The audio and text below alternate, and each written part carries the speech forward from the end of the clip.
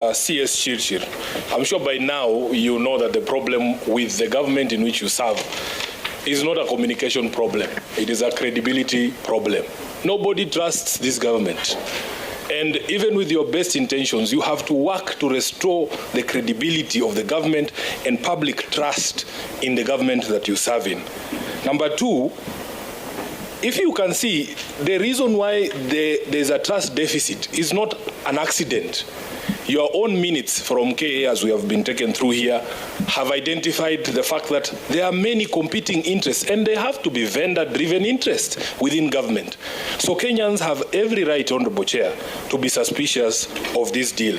Thirdly, Honorable CS, let me disabuse you of this notion that there are stakeholders in JKIA or in our airports distinct from the people of Kenya.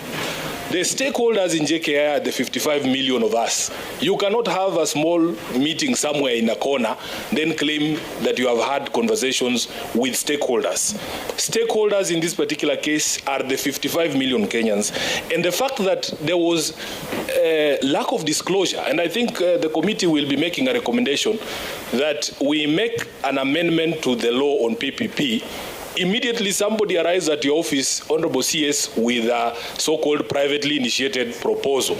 Within 48 hours, you must disclose that that email has come to your email account. Otherwise, you are not going to be able to move forward with this. There are serious integrity concerns with the company itself, and of course, with the government that is proposing to go ahead with this particular project. Honorable CS, you know what happened to the finance bill. You know the sort of furor that it brought about.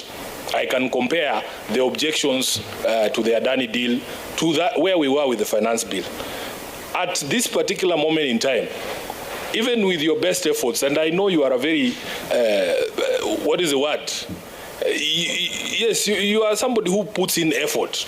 But I can assure you, CS, it doesn't matter how you explain this deal, the people's mind is made up on Adani. Please, abandon this deal. We will lose nothing.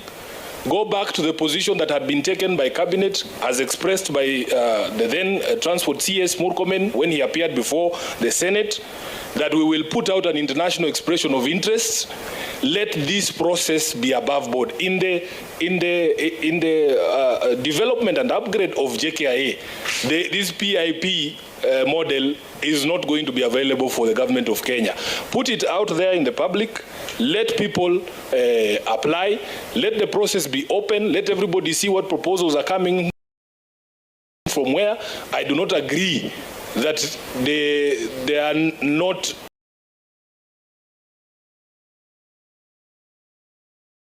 many people who want to invest in this country. The reason why people are afraid to invest in this is because of these games and shenanigans that we are playing within our own governments and systems. We are the hosts of JKIA, all of us are stakeholders, but the people of Nairobi have told me to say no to this deal. Therefore, I want to urge you very strongly, cancel this thing. You will not, even with your best efforts, be able to convince anyone in Kenya today that this is a deal that is above board. Let us go back to public procurement when it comes to this particular deal. I thank you, Honorable Chair. Thank you very much, Senator Sifuna. Senator Ledamo.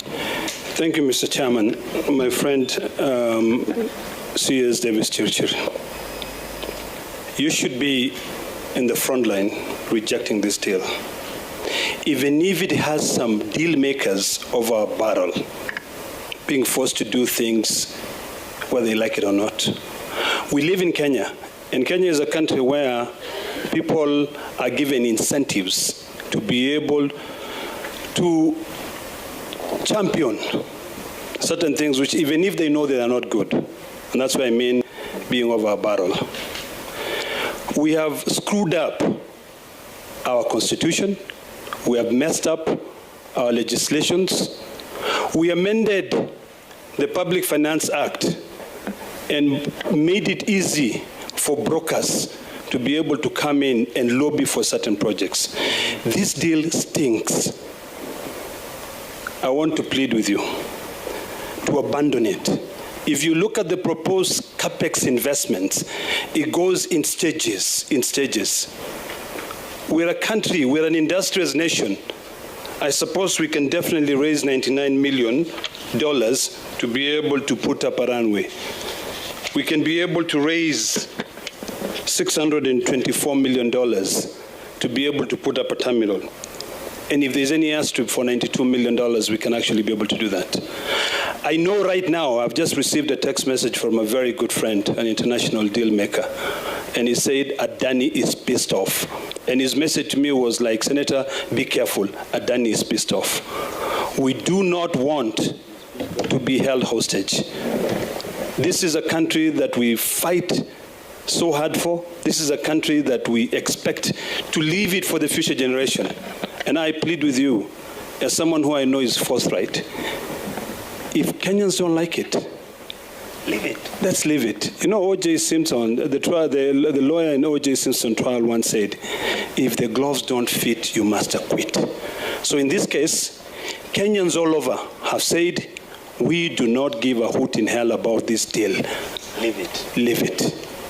I know for a fact that when people get into government, they line their pockets.